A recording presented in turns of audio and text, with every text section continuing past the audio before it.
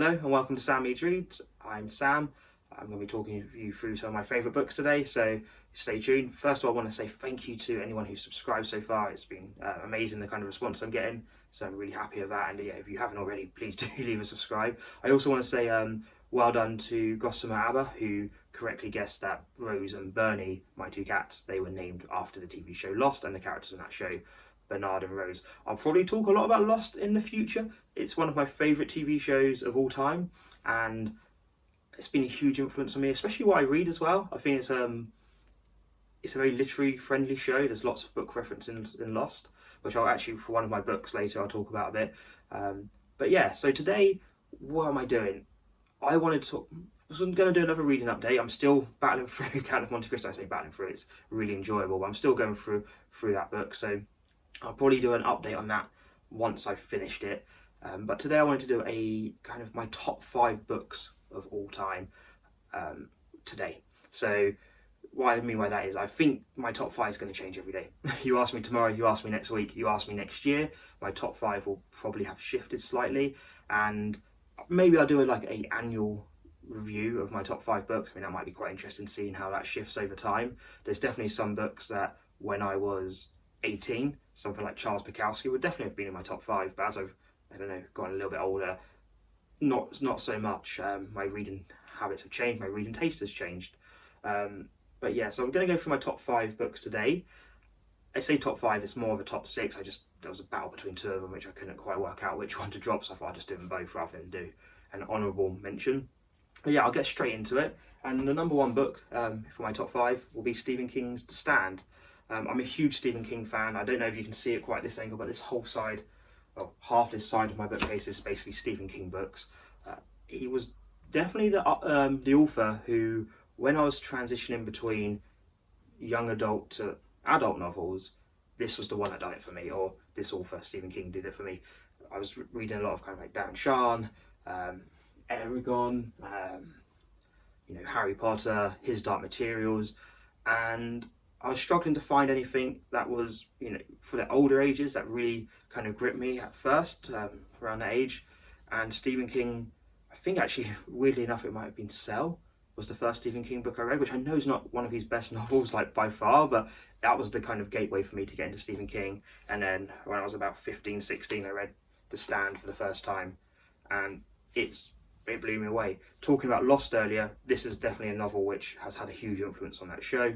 There's certain scenes in Lost which I think are wholly ripped from this book, but it's a fantastic book. It's a giant of a book, good and evil at its finest. I mean, post-apocalyptic as well, so a lot of things that I was into at that time, as anyway. And the standout for me for Stephen King, especially in this book, is everyone will talk about Captain Trips, or there's the tunnel scene, which you see a lot in a lot of shows, where they're walking through the tunnel and there's all the dead there. And the thing that really grips me with this book is the characters. Stephen King's character work in this novel is so good that I could have read another 1,000 pages just to be with these characters. It is that good. I think Stephen King, he's an ideas man, so a lot of his shows and also a lot of his books do get made into films and shows because the ideas are so good. And the best ones, or the best adaptations, are the ones that understand that Stephen King is all about the characters and especially how they interact, whether it's Dark Tower series, The Stand, The Shining, the characters are always kind of the standouts for me, and this one is one of his finest in that regard, as well as having some really iconic imagery as well. So that's my first pick. It's not my number 5, it's not going down in order, this is just one of my top 5 books of all time. Fantastic. My second book is going to be A Memory of Light by Robert Jordan and Brandon Sanderson. So this is the final book in the Wheel of Time series, and that I could have put the whole series as a whole, or the first book, but or maybe there's one in the middle that I'm that's my favourite of the Wheel of Time series. But I think A Memory of Light, just how well it wraps up everything. What a hard job it was, to go through Robert Jordan's notes from Brandon Sanderson, or parts he wrote, and create this final book, which is so good. It really wraps up everything you need to. Again, the character work's great. All the plot points, foreshadowing from the earlier books all kind of culminates in this one fantastic, really enjoyable, emotional read. So yeah, it's one of those. I think there's a lot of series where, you know, when people talk about the greatest fantasy books of all time, and people say like the Stormlight Archives, and everyone's like, but it's not finished. And it's such a hard thing to finish. Okay, Stephen King gets kind of ripped apart the most for not being able to finish a great novel. That he's great at the idea, great with the characters, and when it comes to the end, he finds it really hard to finish. But boy, was this a home run. They knocked it out of the park with this one. It's such a good book. If you've not read the Wheel of Time series, and you might have just seen a bit of the show and not liked it, definitely go back to the books. They're worth it, and I think that's what makes this book so good as well. It's book 14 or 15 if you've read the prequel book, and to come away fully satisfied after reading, or spending that much time with these characters, spending that much time in this book. It's very easy. Maybe I'll go back to Lost as well. When you spend that much time and you've got this big sprawling epic, to leave people feeling really unfulfilled with a finale. But this one doesn't do that. It more than fulfills all the promises of the previous book. So highly recommend A Memory of Light by Robert Jordan and Brandon Sanderson. So number 3 out of my top 6 is going to be The Bone Clocks by David Mitchell. I've mentioned on my first video how, for me, David Mitchell's a really underrated author on BookTube. I don't think, critically he is underrated. I think people do. The critics love him. He's always nominated for awards. So, but The Bone Clocks to me is my favourite novel by him. It very much to me is the centerpiece at the moment of this kind of metaverse or meta-universe that he's putting together across all his books. It explains a lot of actually what's going on. Also, it's just, really emotional read as well. I think with David Mitchell, you read something like Cloud Atlas, or maybe not Thousand Autumns, but Utopia Avenue, and sometimes the emotion is lost in the cleverness of how he's plotted it or how he's written the book. But this one was a really emotional tour de force for me. It does so much in such a actually not a massive book, but does so much. It jumps between different time periods, different characters' points of view, but still tells this really great kind of whole narrative, and like I said, ties in characters and events from his other books and kind of makes them make real sense in terms of what exactly it is that is going on in this world that he's created. But yeah, for me, David Mitchell, The Bone Clocks is my favourite novel by him, and so easily one of my top 5.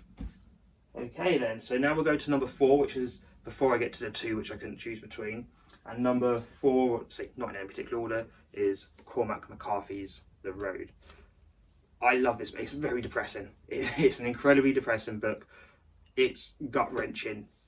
It's, again, another post-apocalyptic tale. It's about a father and son travelling through a post-apocalyptic wasteland, America, after something's happened, but they never say what.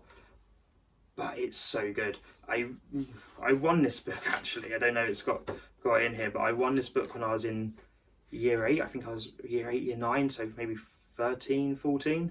And if you won an award at school, they let you choose a book that you could basically get for free as your prize, and you could choose any book, and I chose Cormac McCarthy's The Road. I don't know what they were doing then.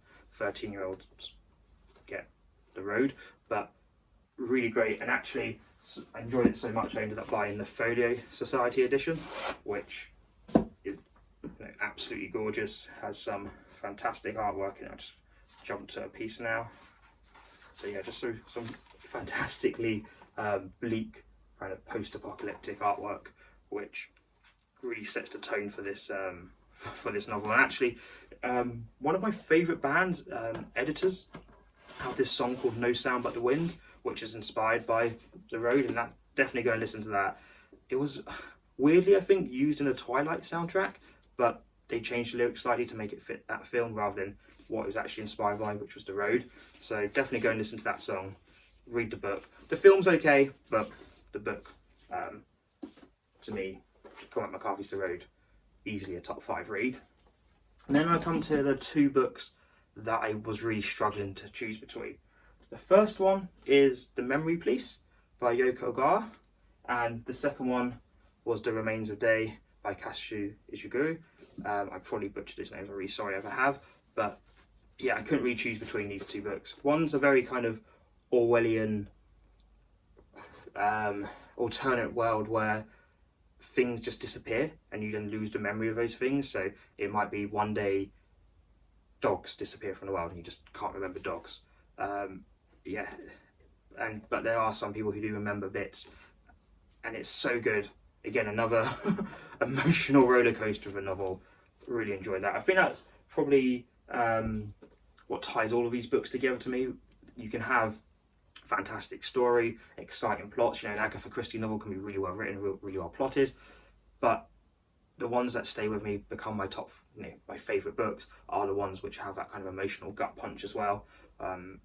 So I think that's definitely the common thread between all these books, and say The Remains of the Day did that so well for me. I thought I'd read Never Let Me Go, I'd read Clara and the Sun, and I went on to this one.